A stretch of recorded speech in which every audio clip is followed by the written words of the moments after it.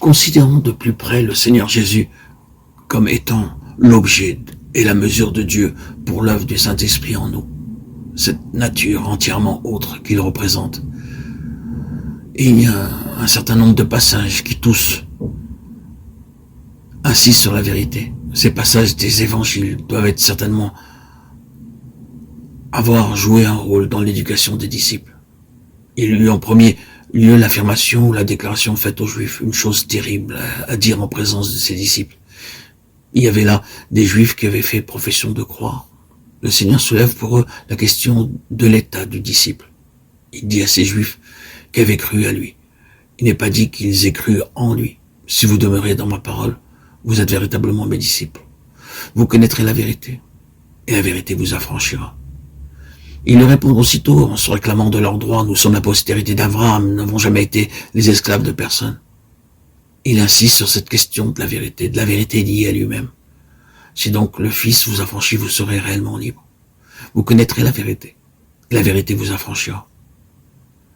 La question de la postérité à laquelle ils appartiennent est soulevée et associée à cela. Nous avons cette déclaration.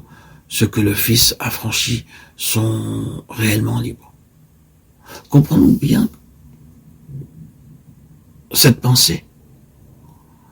Connaître la vérité, c'est connaître le Fils. Être affranchi par la vérité, c'est être affranchi par la connaissance du Fils. Il dit ensuite aux Juifs, à ceux, je suppose, qui devaient être de l'espèce la plus violente, ces paroles d'une force incomparable. Le Père dont vous êtes issus, c'est le diable, et voulait accomplir le désir de votre Père.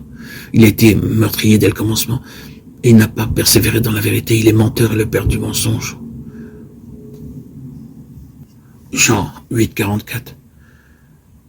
Quand il profère ce langage terriblement fort, et demeure entièrement sur cette question de la vérité comme étant liée à lui-même. Ensuite, lorsque nous arrivons au chapitre 14, il est seul avec ses disciples. Et Philippe lui demande, Seigneur, montre-nous le Père et cela nous suffit. La réponse est alors, il y a si longtemps que je suis avec vous et tu ne m'as pas connu, Philippe. Celui qui m'a vu a vu le Père.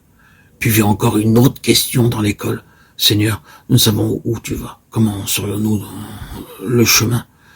Je suis le chemin, la vérité. Je suis la vérité. La vérité, ce n'est pas une chose. La vérité, c'est une personne. Oui, tout cela se trouve dans l'école de Christ et prouve le fait que Christ est la vérité. Je ne sais pas à quel point nous sentons l'importance de cette question, mais l'objet de notre méditation, c'est que nous en arrivions à voir combien ces choses sont essentielles. Que pensons-nous de l'importance qu'il y a à avoir un fondement vrai et sûr? Après tout, le trait suprême d'un fondement, c'est la vérité. Il faut qu'une base soit bien et véritablement posée. Il aura à prendre une bien grande responsabilité, ce fondement. Une responsabilité qui touche à notre bien et à notre destinée éternelle, plus encore à la justification de Dieu lui-même. C'est pourquoi il doit être absolument vrai, et la vérité même. Et il nous appartient certainement, bien-aimés frères et sœurs en Christ, de savoir avec certitude où nous en sommes. Il faut, en d'autres termes, que nous en finissions avec toute notre incertitude, que nous répudions à jamais ce qui n'est pas réellement pur et absolument vrai dans notre position. C'est précisément sur cela que nous allons insister pour l'analyser. Les conséquences sont si grandes que nous ne pouvons pas nous permettre de garder quelque chose de douteux dans notre position. Voici ce qui en est. Vous et moi, nous paraîtrons un jour en la présence de Dieu. Nous serons littéralement face à face avec Dieu dans l'éternité. Et à ce moment-là, se soulèvera cette question. Est-ce que Dieu nous a jamais fait défaut en un seul point? Pourrons-nous dire à l'égard d'un seul détail, Seigneur, tu m'as fait défaut? Tu n'as pas été fidèle à ta parole? Non. Non, c'est une impossibilité. Une position comme celle-là est inimaginable. Il est impossible qu'un être puisse jamais déposer une telle accusation à la porte de Dieu, puisse jamais avoir un doute quant à la vérité, à la réalité, à la fidélité de Dieu.